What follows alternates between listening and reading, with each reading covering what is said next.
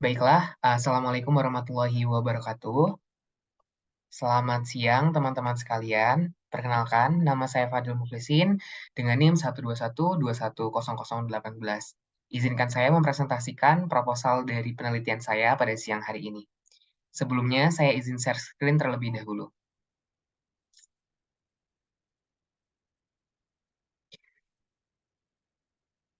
Baik, sebelumnya, terima kasih banyak atas kehadiran dari teman-teman sekalian. Yang saya hormati Bapak Dr. Muhammad Maulana Azimatunur selaku dosen pembimbing dan pengampu dalam pelaksanaan kuliah metodologi penelitian di siang hari ini. Sebelumnya saya akan mempresentasikan dari proposal penelitian saya terkait analisis model kinetika pengeringan rasio kadar air dan studi emisi dalam proses pengeringan water hyacinth atau eceng gondok menggunakan konveksi udara panas atau gelombang mikro. Sebelumnya, saya berpartner dengan Risma Atikotunida dengan NIM 121210025, di mana teman saya mengambil kelas di kelasnya Bu Renung. Oleh sebab itu, pada siang hari ini saya akan mempresentasikan proposal ini sendiri tanpa partner saya. Baiklah, sebelumnya saya akan membacakan latar belakang terkait mengapa saya mengambil topik ini sebagai topik penelitian saya, di mana eceng gondok merupakan tanaman akuatik yang cepat berkembang. Pertumbuhan eceng gondok yang sangat cepat membuat tanaman ini mudah ditemui di seluruh wilayah perairan di Indonesia. Secara khusus, eceng gondok merupakan masalah utama di seluruh zona tropis di dunia yang sebagian besar terdiri dari wilayah pedesaan. Untuk mengetahui karakterisasi pengeringan digunakan model matematika untuk pengeringan tersebut. Nah, di dalam penelitian ini itu kita menggunakan konveksi udara panas, gelombang mikro dengan microwave dalam pengeringan. Kemudian, penggunaan model matematika yang baru, setelah itu ada analisis difusivitas kelembaban dari eceng gondok melalui pengeringan dengan microwave, kemudian ada analisis energi dan emisi yang dibutuhkan dalam dan dihasilkan melalui proses pengeringan menggunakan microwave. Ya, untuk rumusan penelitiannya di sini kita ada 3. Yang pertama, bagaimana proses pengeringan eceng gondok dengan berbagai variasi daya di microwave. Kemudian yang kedua, ada pemodelan kinetika apa yang terbaik dalam pengeringan eceng gondok. Kemudian yang ketiga, ada berapakah nilai energi, emisi, dan difusivitas kelembaban pada proses pengeringan eceng gondok. Kemudian ada tujuan penelitian, di mana kita akan mendeskripsikan proses pengeringan eceng gondok dengan berbagai variasi daya microwave, memprediksi model kinetika pengeringan eceng gondok terbaik, dan menentukan difusivitas kelembaban, energi, dan emisi pengeringan eceng gondok. Hipotesis dari penelitian ini adalah proses pengeringan eceng gondok dapat dilakukan dengan bantuan microwave dengan variasi daya microwave dan massa eceng gondok. Terdapat beberapa model kinetika yang digunakan, kemudian ada satu model yang akan sesuai, dan diperoleh berdasarkan hasil kesesuaian menggunakan add-in solver pada Microsoft Excel untuk mencari nilai terbaik dari R-square, X-square, MSE, RMSE, dan SSE. Di mana effective moisture diffusivity diperoleh dengan perhitungan hukum Fick, emisi dan penggunaan energi dapat dianalisis dari konsumsi energi listrik. Batasan masalah yang kami gunakan pada penelitian ini adalah massa eceng gondok yang dari 5 gram, 10 gram, hingga 15 gram. Kemudian ada daya microwave yang digunakan pada 136, 264, 440, dan 616 watt. Kemudian ada evaluasi dari 5 model kinetika pengeringan. Kemudian ada proses pengeringan kategori potongan tipis atau slice. Kemudian manfaat dari penelitian ini adalah mendapatkan model kinetika yang sesuai pada pengeringan eceng gondok pada berbagai daya microwave. Kemudian kita dapat memperoleh nilai efektif moisture diffusivity, emisi, dan energi yang dibutuhkan untuk pengeringan eceng gondok dengan microwave. Kemudian kita dapat menjadikan referensi bagi penelitian di bidang pengeringan selanjutnya. Setelah itu, kita juga dapat membantu dalam pemanfaatan pengeringan untuk pengembangan di skala industri. Baik, dasar teori yang kami gunakan, eceng gondok merupakan tanaman air yang sering ditemukan di perairan tawar, di mana eceng gondok dapat ditemukan di perairan yang tenang seperti sungai, danau, rawa, dan kanal. Eceng gondok tumbuh melalui perbanyakan vegetatif, yaitu pembentukan tunas baru dari batang dan akar yang ada. Pengeringan yang dibantu oleh daya microwave merupakan hasil dari proses pemanasan menggunakan gelombang microwave untuk menguapkan cairan. Pemanasan dengan gelombang mikro menghasilkan peningkatan panas internal karena bahan terpapar pada medan gelombang microwave. Pemanfaatan energi dari daya microwave memiliki potensi untuk mengurangi suhu pengeringan pada beberapa bahan di elektrik, sehingga mengurangi kemungkinan untuk ketidaksempurnaan dalam proses pengeringan.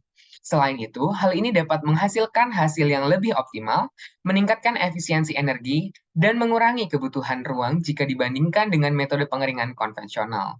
Di mana ini kita kutip dari Ratan Densko dan Mahkul pada 2016. Aspek penting dari teknologi pengeringan adalah pemodelan proses pengeringan. Pemodelan ini penting untuk memprediksi kinerja sistem pengeringan, di mana tujuan dari pemodelan adalah untuk memudahkan untuk memilih kondisi pengoperasian yang paling sesuai dan kemudian menyesuaikan kondisi operasi yang diinginkan. Model pengeringan jenis ini dapat diklasifikasikan sebagai model parameter di mana konsentrasi dan suhu air dan ketebalan bahan yang dikeringkan diasumsikan sama dan memiliki sifat yang sama. Ini kita kutip dari Kumar et al. Pada 2019. Kemudian dari metode penelitian, di mana di sini kita memiliki bahan, dan bahan yang kita gunakan adalah eceng gondok yang diambil dari Desa Ngemplak di daerah istimewa Yogyakarta. Peralatan yang kami gunakan adalah, microwave yang digunakan yaitu microwave dari Made in China yang diimpor oleh PT Electrolux Indonesia, di mana Electrolux Microwave Oven 20 liter EMM 20K 18 GW. Dengan spesifikasi tegangan 220 volt, frekuensi 50 Hz, daya maksimum gelombang mikro 800 watt, tinggi 285 mm, lebar 451 mm, dan kedalaman 331 mm. Massa slice dari eceng gondok, mohon maaf, itu ada tipe. Massa dari eceng gondok dapat dihitung dengan timbangan analitik, di mana di situ ada kok ini salah ya?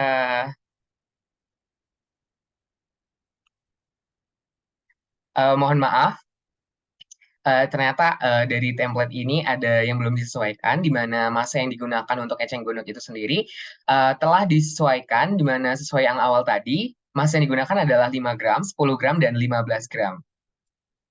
Kemudian yang selanjutnya ada rangkaian alat dari penelitian, di mana rangkaian alat yang digunakan kurang lebih berbentuk seperti ini untuk dapat menentukan massa dan kesesuaian dari proses pengeringan. Kemudian dari metode penelitian, di mana kita ada persiapan bahan, di mana yang pertama kita akan memisahkan bagian batang eceng gondok dari bagian akar dan daunnya, mengupas bagian luar batang hingga tersisa bagian serat putihnya, kemudian memarut bagian serat putih menjadi bentuk tipis dan memanjang. Setelah itu, bentuk menjadi beberapa ukuran seperti 2 cm persegi, 5 cm mohon maaf, 5 cm persegi, dan 8 cm persegi.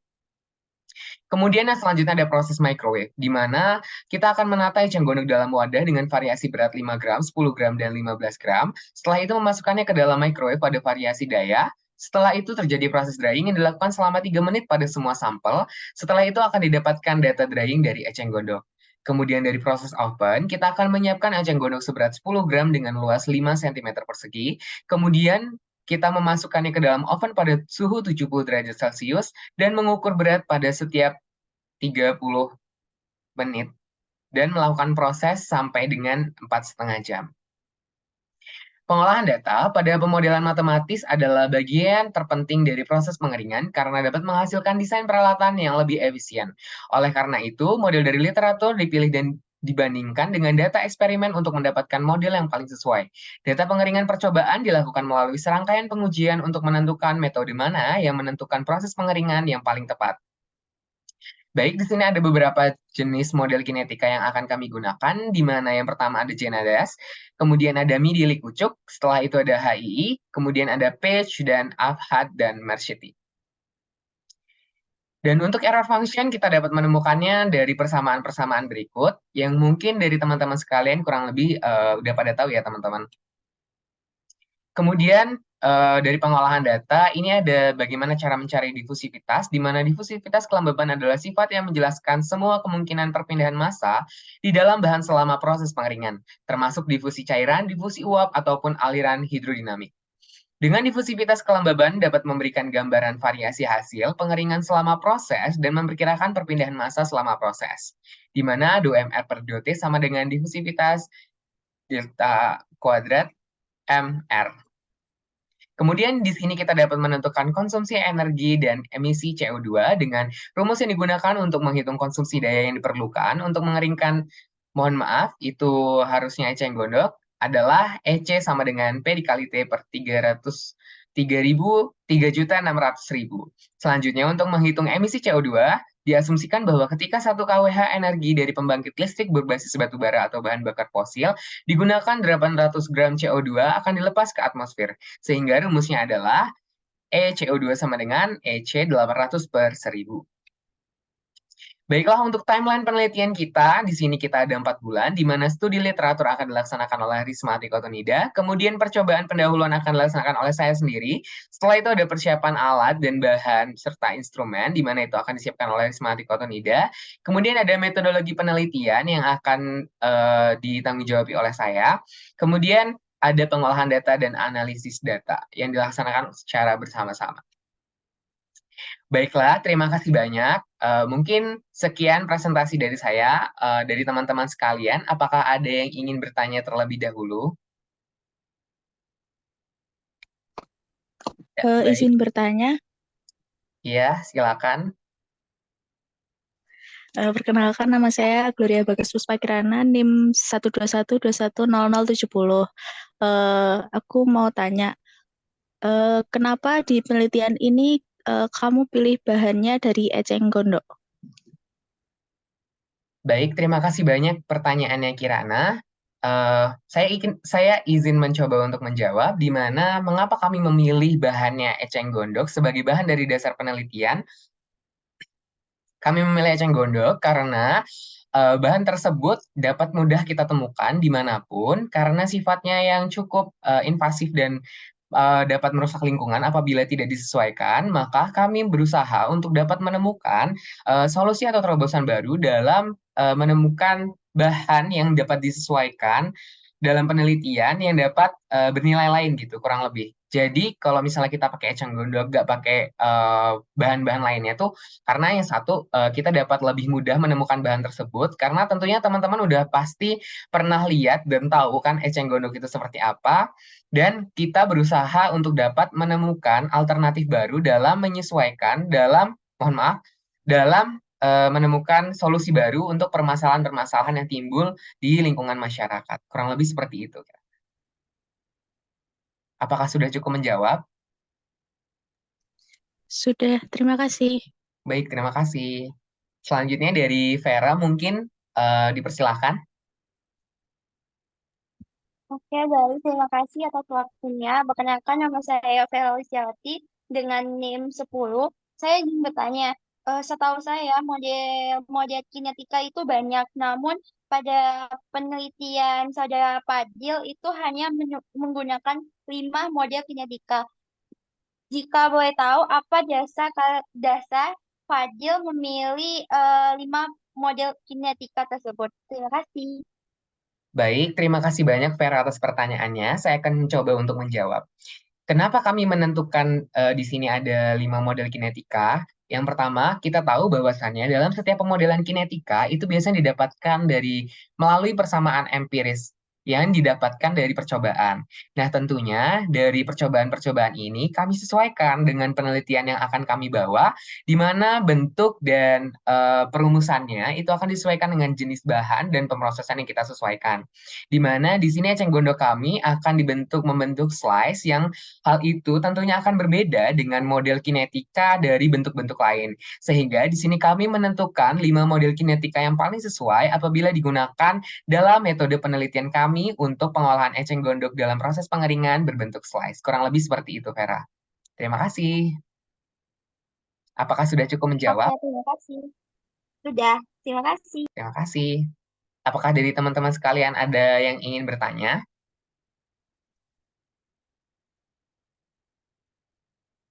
Mungkin sudah tidak ada ya teman-teman.